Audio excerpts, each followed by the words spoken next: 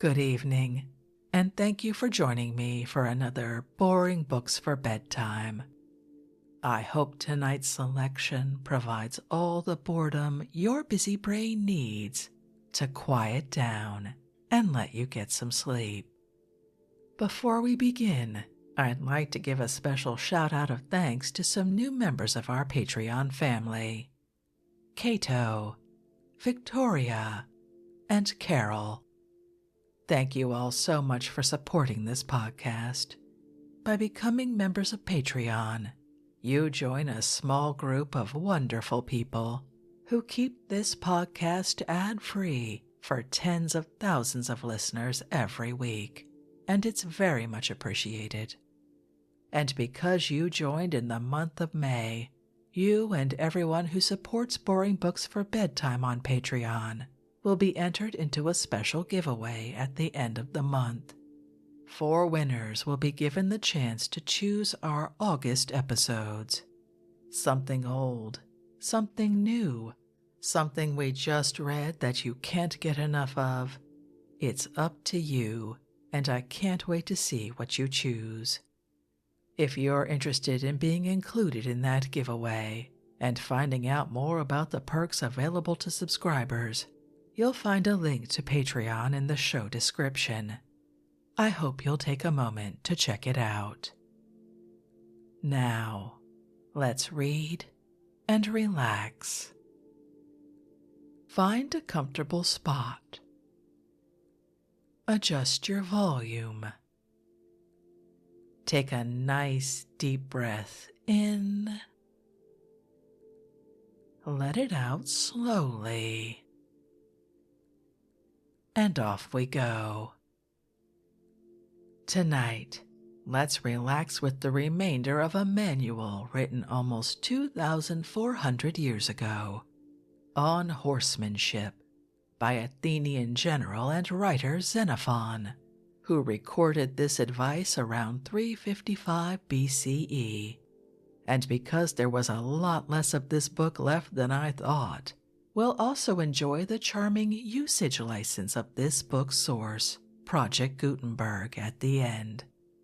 They're a wonderful group that has digitized tens of thousands of public domain books as ebooks that you can read and download for free, which is pretty amazing. They are not sponsoring this episode. I just like them. And because we are ending a book tonight, my wonderful Patreon friends will be getting a bonus, the complete audiobook as a single recording that you can listen to or download to keep forever for those nights when you want a little extra. With all that preamble over, let's pick up right where we left off, as Xenophon teaches us that the best way to train a horse is patience and kindness. Let's begin. 9. The topics hitherto considered have been: firstly, how to reduce the chance of being cheated in the purchase of a colt or full-grown horse. Secondly, how to escape as much as possible the risk of injuring your purchase by mishandling. And lastly, how to succeed in turning out a horse possessed of all the qualities demanded by the cavalry soldier for the purposes of war.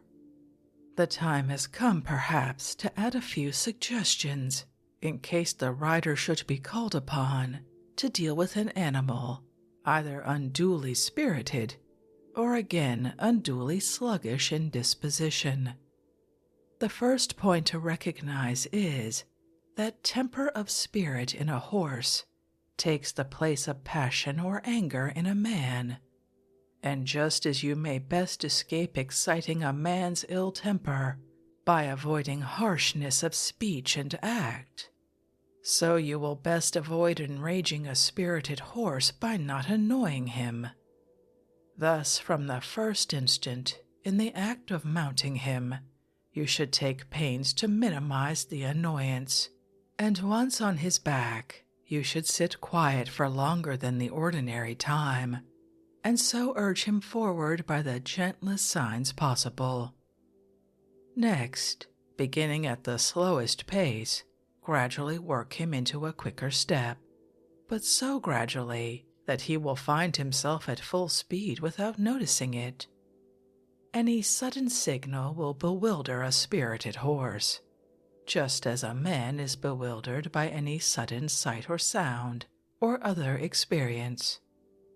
I say, one should be aware that any unexpected shock will produce disturbance in a horse.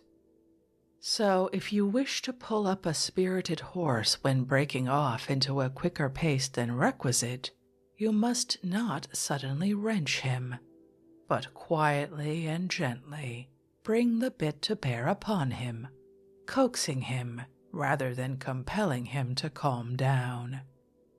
It is the long, steady course, rather than the frequent turn, which tends to calm a horse. A quiet pace sustained for a long time has a caressing, soothing effect, the reverse of exciting. If anyone proposes by a series of fast and oft-repeated gallops to produce a sense of weariness in the horse, and so to tame him, his expectation will not be justified by the result. For under such circumstances a spirited horse will do his best to carry the day by main force, and with a show of temper, like a passionate man, may contrive to bring on himself and his rider irreparable mischief. A spirited horse should be kept in check so that he does not dash off at full speed. And on the same principle, you should absolutely abstain from setting him to race against another. As a general rule, your fiery spirited horse is only too fond of contention. Smooth bits are better and more serviceable than rough. If a rough bit be inserted at all, it must be made to resemble a smooth one as much as possible by lightness of hand. It is a good thing also for the rider to accustom himself to keep a quiet seat, especially when mounted on a spirited horse, and also to touch him as little as possible with anything except that part of the body necessary to secure a firm seat. Again, it should be known that the conventional chirrup to quiet and cluck to rouse a horse are a sort of precept of the training school, and supposing anyone from the beginning chose to associate soft, soothing actions with the cluck sound and harsh, rousing actions with the chirrup, the horse could be taught to rouse himself at the chirrup and to calm himself at the cluck sound. On this principle, at the sound of the trumpet or the shout of battle, the rider should avoid coming up to his charger in a state of excitement, or indeed bringing any disturbing influence to bear on the animal. As far as possible, at such a crisis, he should halt and rest him, and if circumstances permit, give him his morning or his evening meal. But the best advice of all is not to get an overspirited horse for the purposes of war. As to the sluggish type of animal, I need only suggest to do everything the opposite to what we advise as appropriate in dealing with an animal of high spirit. 10. But possibly you are not content with a horse serviceable for war. You want to find in him a showy, attractive animal with a certain grandeur of bearing.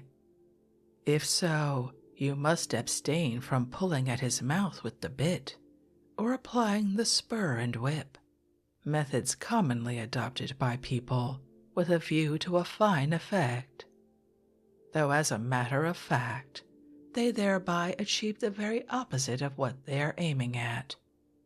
That is to say, by dragging the mouth up, they render the horse blind instead of alive to what is in front of him, and what with spurring and whipping, they distract the creature to the point of absolute bewilderment and danger. Feats indeed, the feats of horses with a strong dislike to being ridden, up to all sorts of ugly and ungainly tricks. On the contrary, let the horse be taught to be ridden on a loose bridle, and to hold his head high and arch his neck, and you will practically be making him perform the very acts which he himself delights, or rather exults in.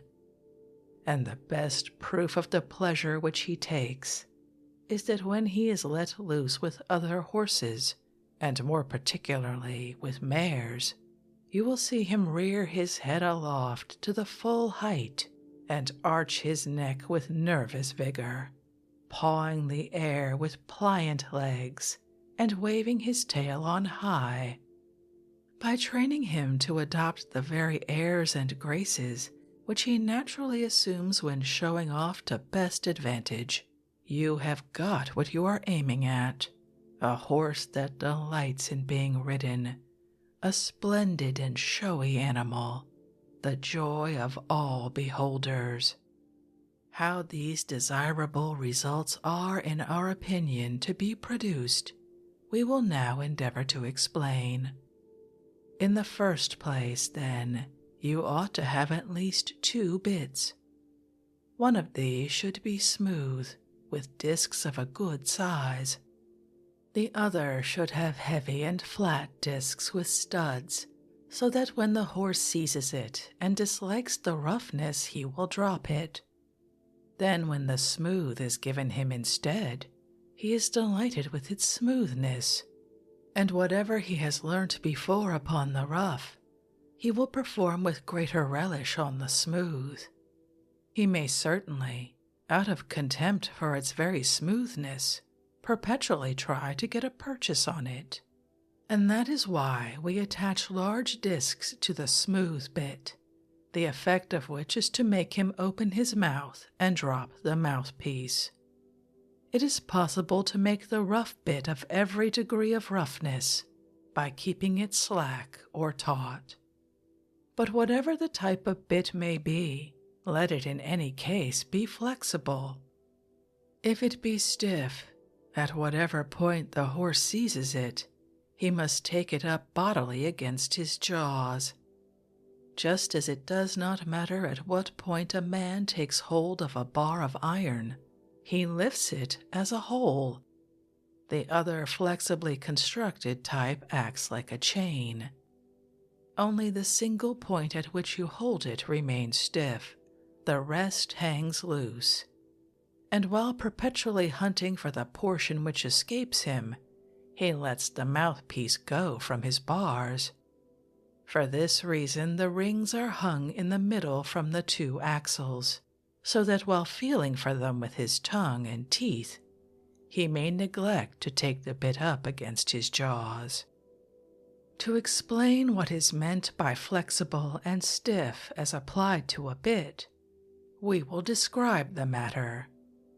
A flexible bit is one in which the axles have their points of junction broad and smooth, so as to bend easily, and where the several parts fitting round the axles, being large of aperture and not too closely packed, have greater flexibility. Whereas, if the several parts do not slide to and fro with ease, and play into each other, that is what we call a stiff bit. Whatever the kind of bit may be, the rider must carry out precisely the same rules in using it, as follows, if he wishes to turn out a horse with the qualities described.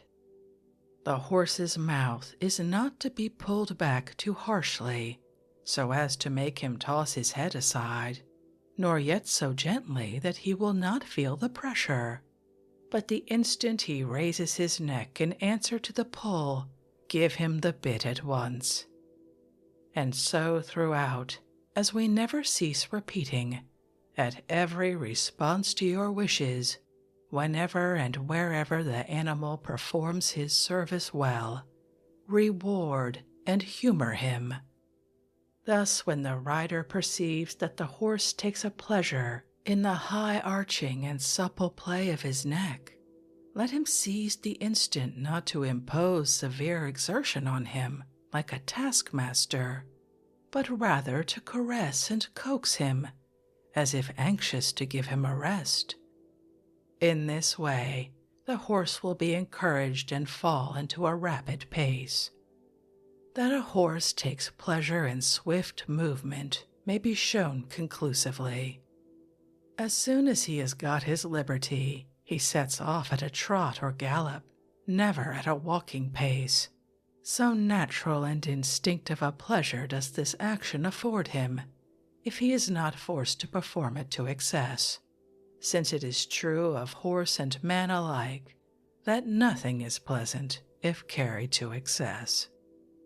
But now suppose he has attained to the grand style when ridden. We have accustomed him, of course, in his first exercise, to wheel and fall into a canter simultaneously. Assuming, then, he has got that lesson well by heart, if the rider pulls him up with the bit, while simultaneously giving him one of the signals to be off, the horse, galled on the one hand by the bit, and on the other collecting himself in obedience to the signal off, will throw forward his chest and raise his legs aloft with fiery spirit, though not indeed with suppleness, for the supple play of the limbs ceases as soon as the horse feels annoyance.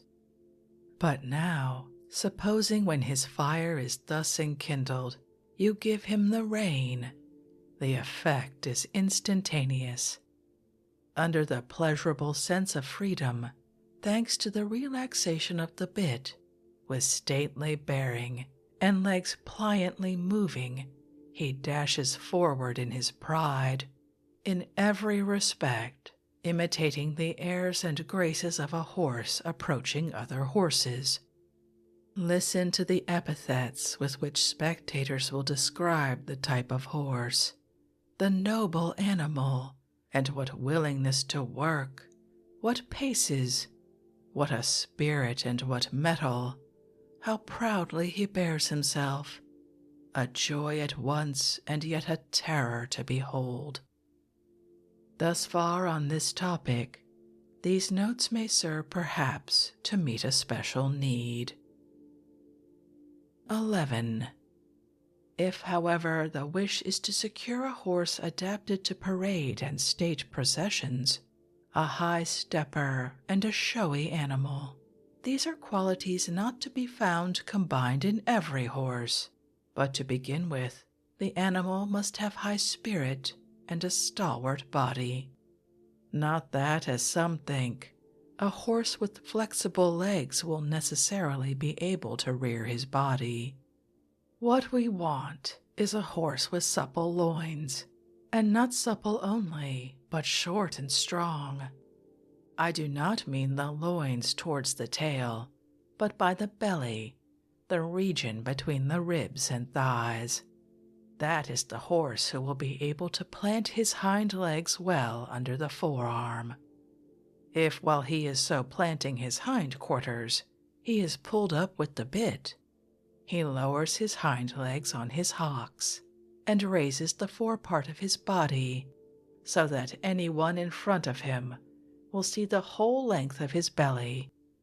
At the moment the horse does this, the rider should give him the rein, so that he may display the noblest feats which a horse can perform of his own free will to the satisfaction of the spectators. There are, indeed, other methods of teaching these arts. Some do so by touching the horse with a switch under the hocks. Others employ an attendant to run alongside and strike the horse with a stick under the gaskins. For ourselves, however, far the best method of instruction, as we keep repeating, is to let the horse feel that whatever he does, in obedience to the rider's wishes, will be followed by some rest and relaxation. To quote a dictum of Simon, What a horse does under compulsion he does blindly, and his performance is no more beautiful than would be that of a ballet dancer taught by whip and goad. The performances of horse or man so treated would seem to be displays of clumsy gestures rather than of grace and beauty. What we need is that the horse should of his own accord exhibit his finest airs and paces at set signals. Supposing when he is in the riding field, you push him to a gallop until he is bathed in sweat, and when he begins to prance and show his airs to fine effect, you promptly dismount and take off the bit. You may rely upon it he will of his own accord another time break into the same prancing action. Such are the horses on which gods and heroes ride, as represented by the artist. The majesty of men themselves is best discovered in the graceful handling of such animals. A horse so prancing is indeed a thing of beauty, a wonder and a marvel, riveting the gaze of all who see him, young alike and graybeards. They will never turn their backs, I venture to predict, or weary of their gazing, so long as he continues to display his splendid action. If the possessor of so rare a creature should find himself by chance in the position of a squadron leader or a general of cavalry, he must not confine his zeal to the development of his personal splendor, but should study all the more to make the troop or regiment a splendid spectacle. Supposing, in accordance with the high praise bestowed upon the type of animal, the leader is mounted on a horse which with his high airs and frequent prancing makes but the slightest movement forward. Obviously, the rest of the troop must follow at a walking pace, and one may fairly ask, where is the element of splendor in the spectacle? But now suppose that you, sir, being at the head of the procession, rouse your horse and take the lead at a pace neither too fast nor yet too slow, but in a way to bring out the best qualities in all the animals, their spirit, fire, grace of mien and bearing ripe for action. I say, if you take the lead of them in this style, the collective thud, the general neighing and the snorting of the horses will combine to render not only you at the head, but your whole company, down to the last man, a thrilling spectacle. One word more. Supposing a man has shown some skill in purchasing his horses, and can rear them into strong and serviceable animals. Supposing further he can handle them in the right way, not only in the training for war, but in exercises with a view to display, or lastly, in the stress of actual battle. What is there to prevent such a man from making every horse he owns of far more value in the end than when he bought it, with the further outlook that, unless some power higher than human interpose, he will become the owner of a celebrated stable, and himself as celebrated for his skill in horsemanship. 12. We will now describe the manner in which a trooper destined to run the risks of battle upon horseback should be armed. In the first place, then, we would insist the corselet must be made to fit the person, since if it fits well, its weight will be distributed over the whole body, whereas if too loose, the shoulders will have all the weight to bear, while if too tight, the corselet is no longer a defensive arm, but a straitjacket. Again, the neck, as being a vital part, ought to have, as we maintain, a covering, appended to the corselet and close-fitting. This will serve as an ornament, and if made as it ought to be, will conceal the rider's face, if so he chooses, up to the nose.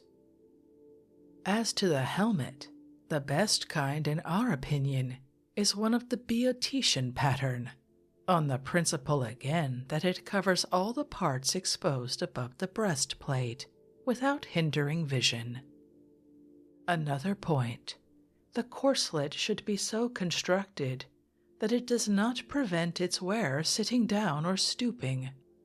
About the abdomen and the genitals and parts surrounding, flaps should be attached in texture and in thickness sufficient to protect that region. Again, as an injury to the left hand may disable the horseman, we would recommend the newly invented piece of armor called the gauntlet, which protects the shoulder, arm, and elbow, with the hand engaged in holding the reins, being so constructed as to extend and contract, in addition to which it covers the gap left by the corselet under the armpit. The case is different with the right hand, which the horseman must needs raise to discharge a javelin or strike a blow.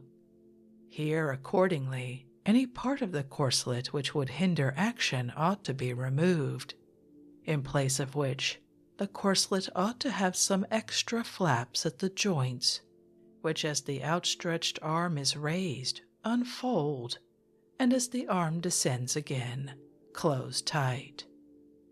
The arm itself, it seems to us, will better be protected by a piece like a greave stretched over it than bound up with the corselet. Again, the part exposed when the right hand is raised should be covered close to the corselet, either with calfskin or with metal, or else there will be a want of protection just at the most vital point.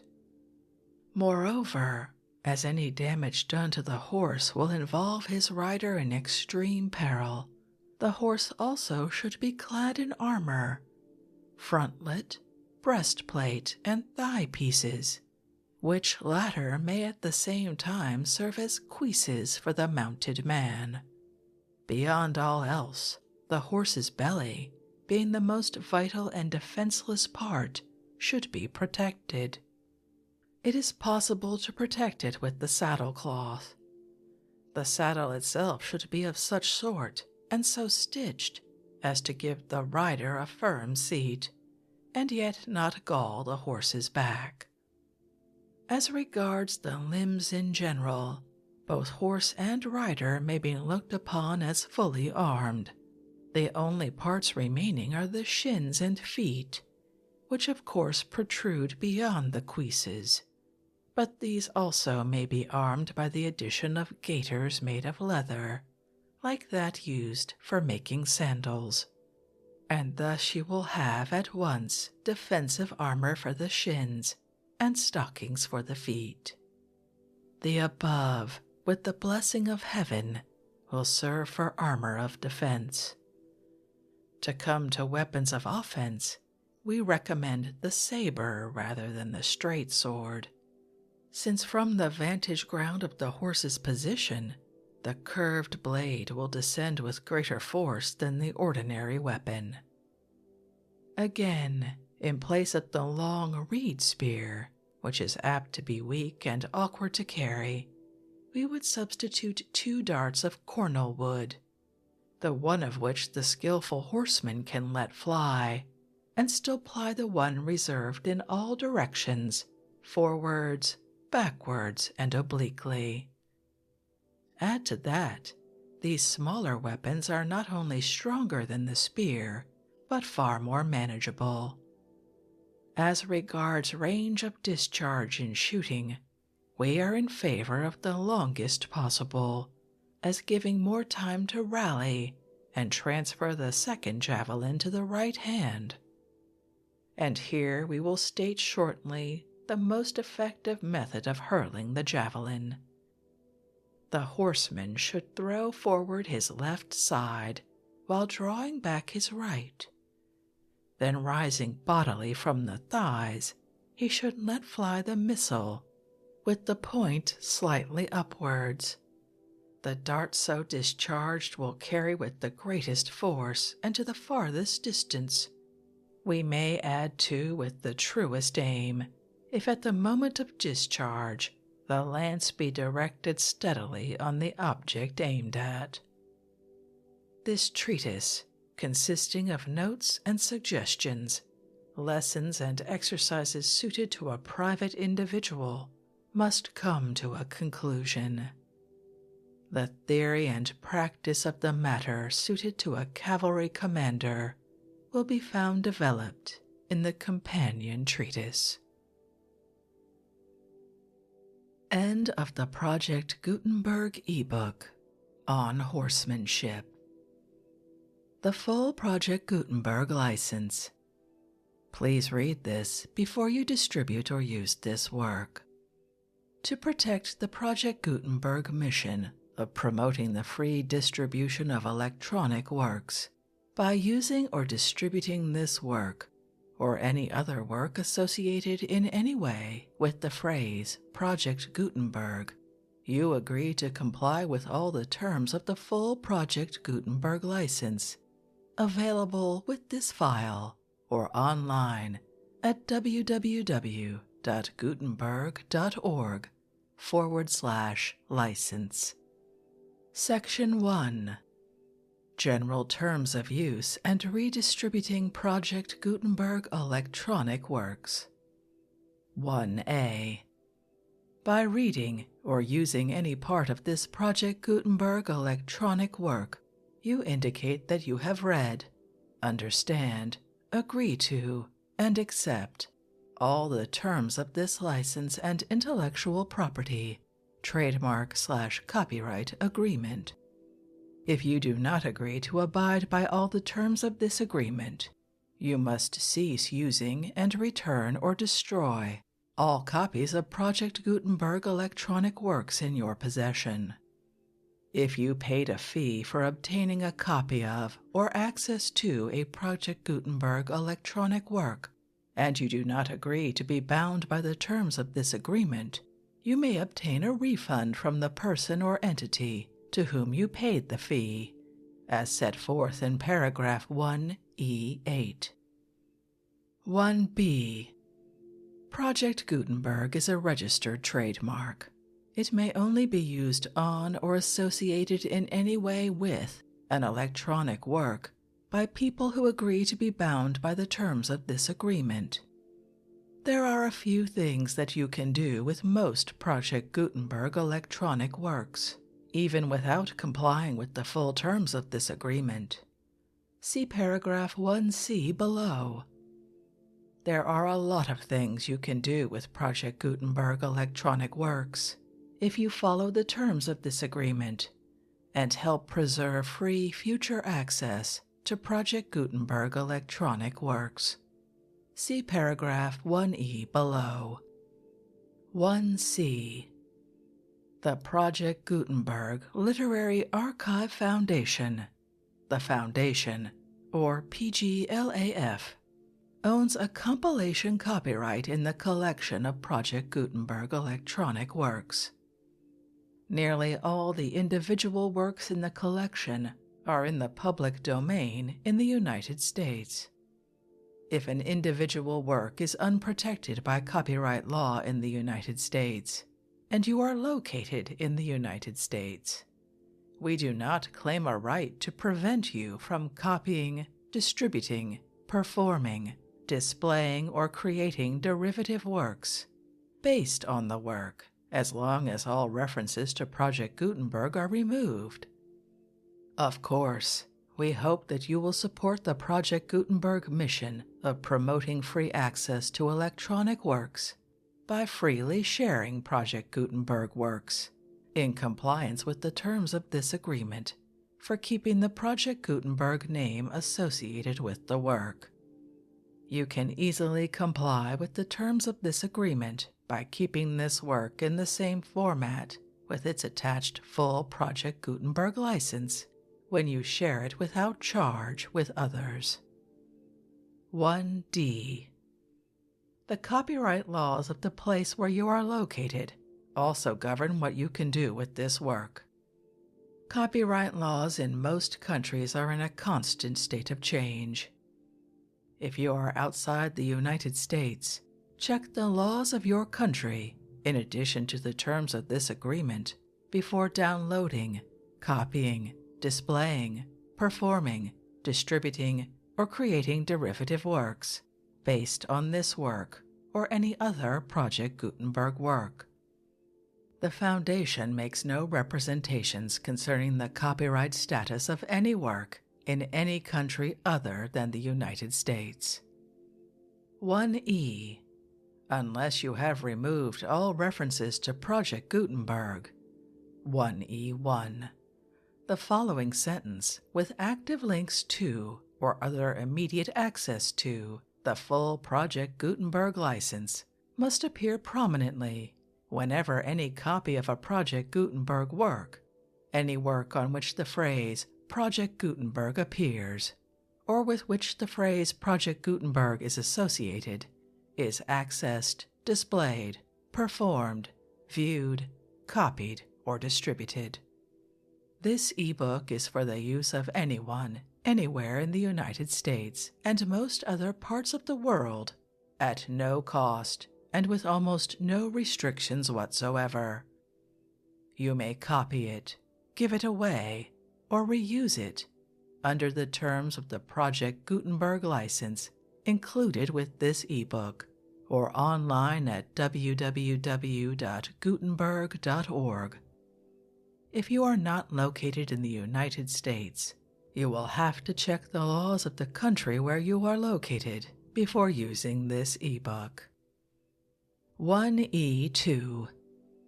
If an individual Project Gutenberg electronic work is derived from text not protected by U.S. copyright law, does not contain a notice indicating that it is posted with permission of the copyright holder, the work can be copied and distributed to anyone in the United States without paying any fees or charges.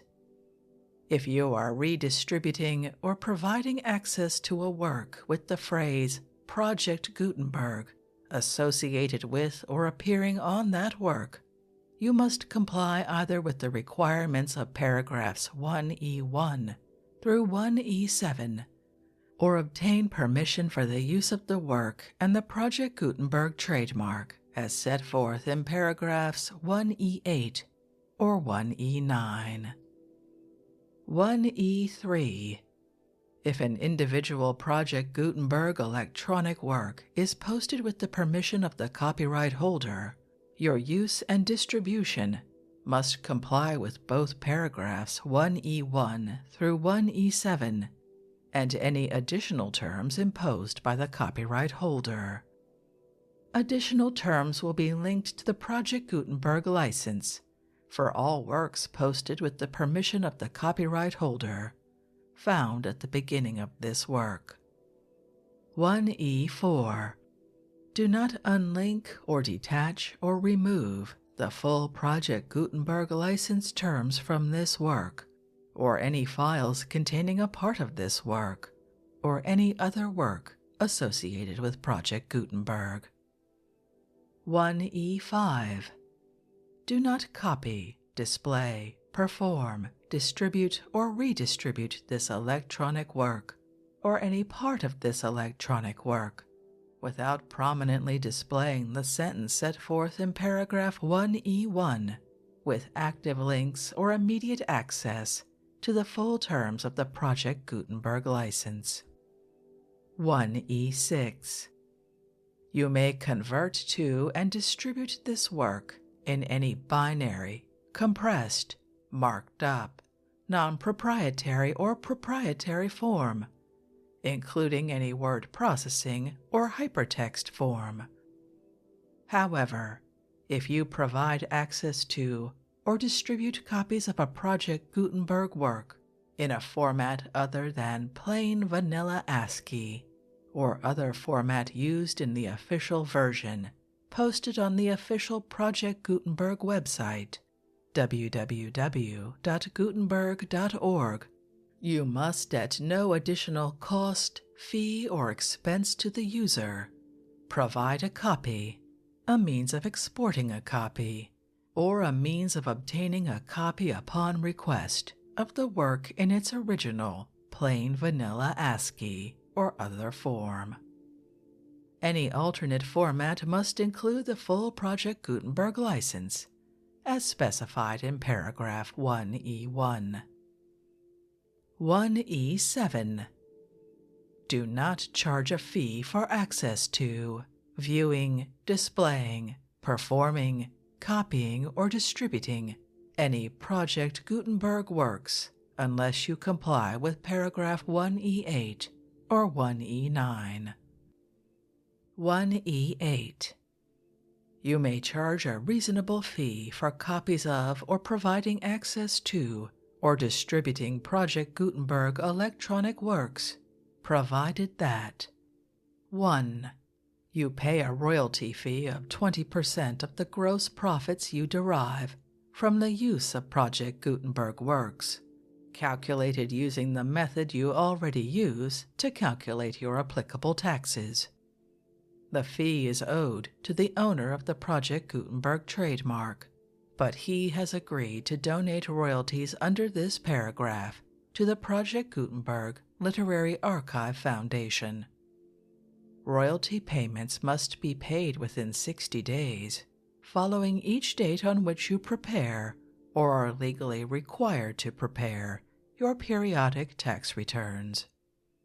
Royalty payments should be clearly marked as such and sent to the Project Gutenberg Literary Archive Foundation at the address specified in Section 4, Information about Donations to the Project Gutenberg Literary Archive Foundation. 2. You provide a full refund of any money paid by a user who notifies you in writing or by email within 30 days of receipt that she or he does not agree to the terms of the full Project Gutenberg license.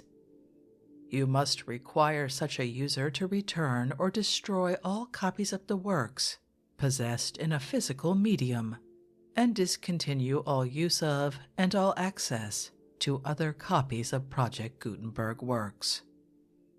3.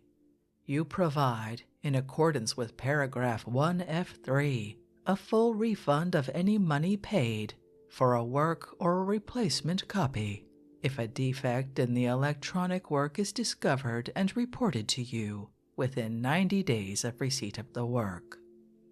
4. You comply with all other terms of this agreement for free distribution of Project Gutenberg works. 1E9. If you wish to charge a fee or distribute a Project Gutenberg electronic work or group of works on different terms than are set forth in this agreement, you must obtain permission in writing from the Project Gutenberg Literary Archive Foundation, the manager of the Project Gutenberg trademark. Contact the Foundation as set forth in Section 3 below. 1F. 1F1. Project Gutenberg volunteers and employees expend considerable effort to identify, do copyright research on, transcribe, and proofread works not protected by U.S. copyright law in creating the Project Gutenberg collection. Despite these efforts, Project Gutenberg electronic works and the medium on which they may be stored may contain defects, such as but not limited to incomplete, inaccurate, or corrupt data, transcription errors, a copyright or other intellectual property infringement, a defective or damaged disk or other medium, a computer virus, or computer codes that damage or cannot be read by your equipment. 1F2. Limited warranty, disclaimer of damages. Except for the right of replacement or refund described in paragraph 1F3, the Project Gutenberg Literary Archive Foundation, the owner of the Project Gutenberg trademark, and any other party distributing a Project Gutenberg electronic work under this agreement disclaim all liability to you for damages, costs, and expenses, including legal fees. You agree that you have no remedies for negligence, strict liability, breach of warranty, or breach of contract, except those provided in paragraph 1F3.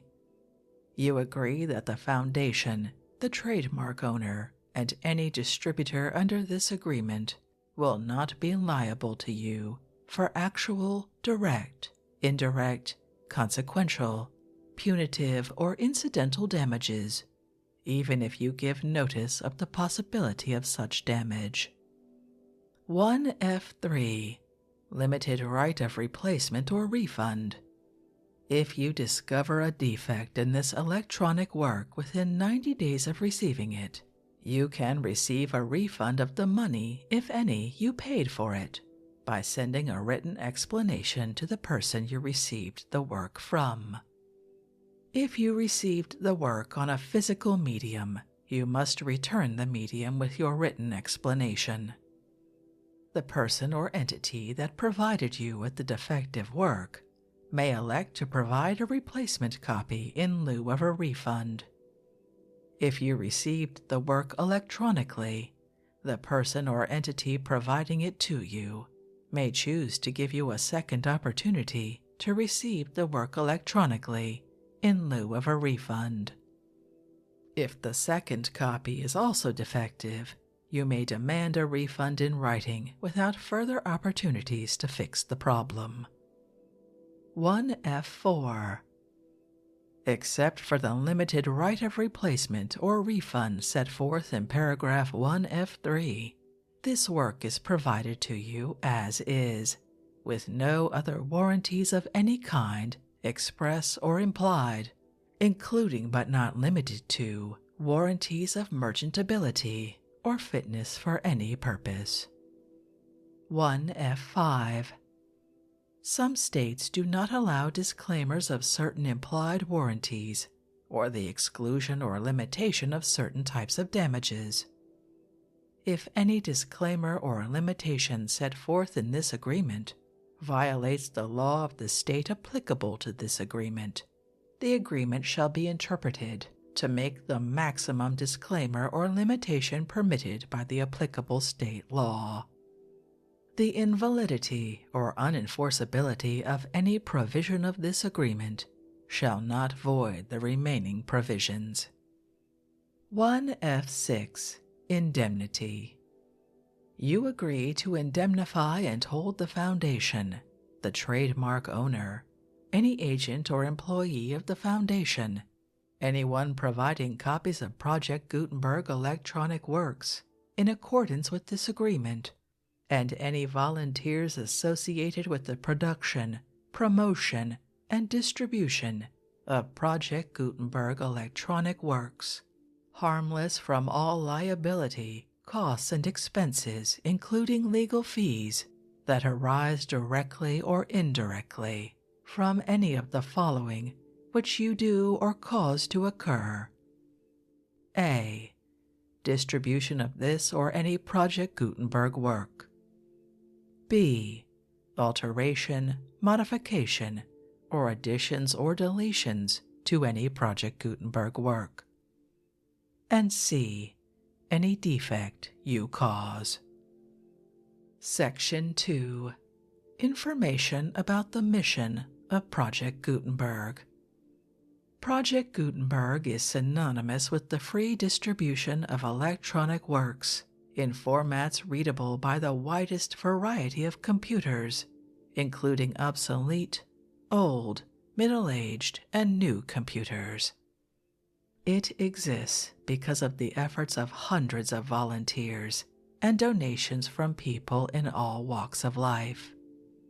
Volunteers and financial support to provide volunteers with the assistance they need are critical to reaching Project Gutenberg's goals and ensuring that the Project Gutenberg collection will remain freely available for generations to come.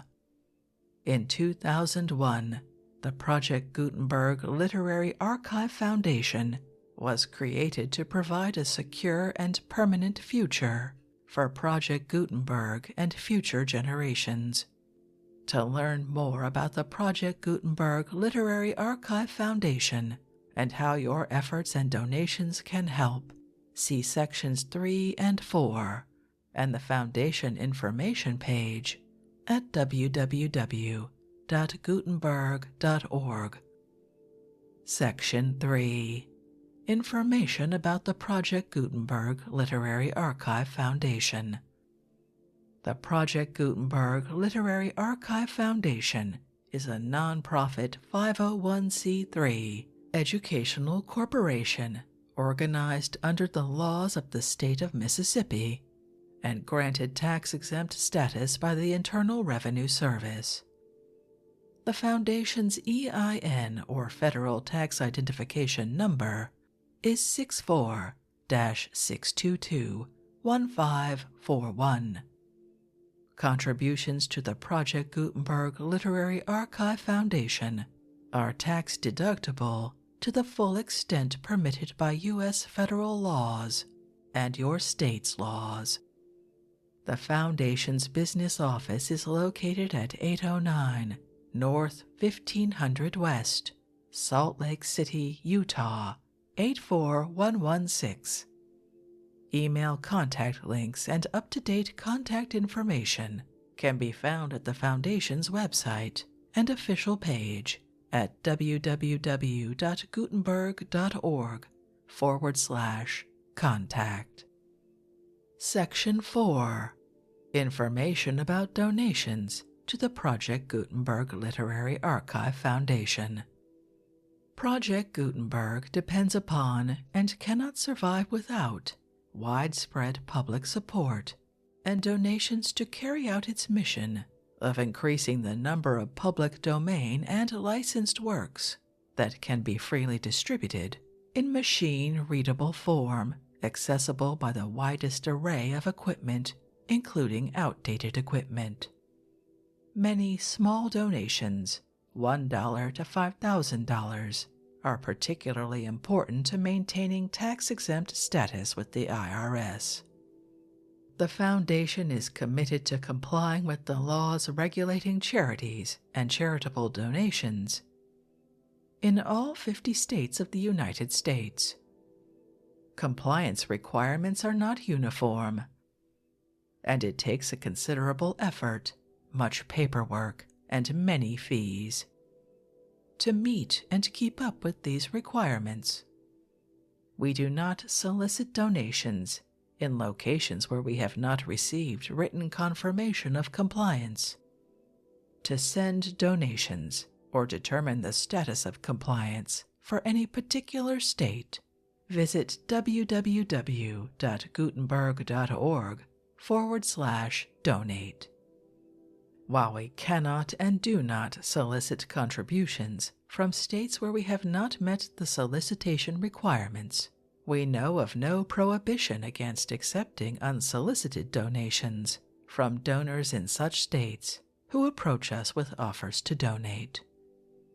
International donations are gratefully accepted, but we cannot make any statements concerning tax treatment of donations received from outside the United States. U.S. laws alone swamp our small staff. Please check the Project Gutenberg web pages for current donation methods and addresses. Donations are accepted in a number of other ways, including checks, online payments, and credit card donations. To donate, please visit www.gutenberg.org/donate. Section 5. General information about Project Gutenberg electronic works. Professor Michael S. Hart was the originator of the Project Gutenberg concept of a library of electronic works that could be freely shared with anyone. For 40 years, he produced and distributed Project Gutenberg e-books with only a loose network of volunteer support. Project Gutenberg ebooks are often created from several printed editions, all of which are confirmed as not protected by copyright in the U.S. unless a copyright notice is included. Thus, we do not necessarily keep ebooks in compliance with any particular paper edition.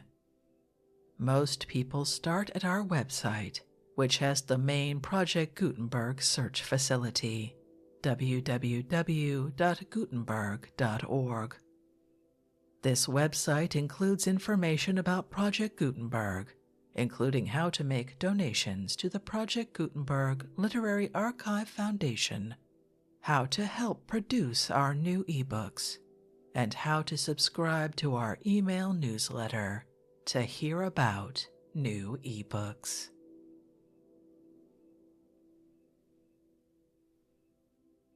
And with that, we've reached the end of On Horsemanship by Xenophon, and so much more. What a marvelous reminder that we get our best results when we're kind, which is interesting because it applies to Project Gutenberg as well. If you'd like to read this work for yourself, you'll find a link to that free ebook from Project Gutenberg in the show description. If you'd like to connect, suggest a boring book you'd like to hear read, or request more from one we've already started, as one of your fellow listeners did with On Horsemanship, you can drop me an email via our website, www.boringbookspod.com. It's always a pleasure to hear from you. Thank you so much for joining me for this evening's reading. Until our next boring book, good night.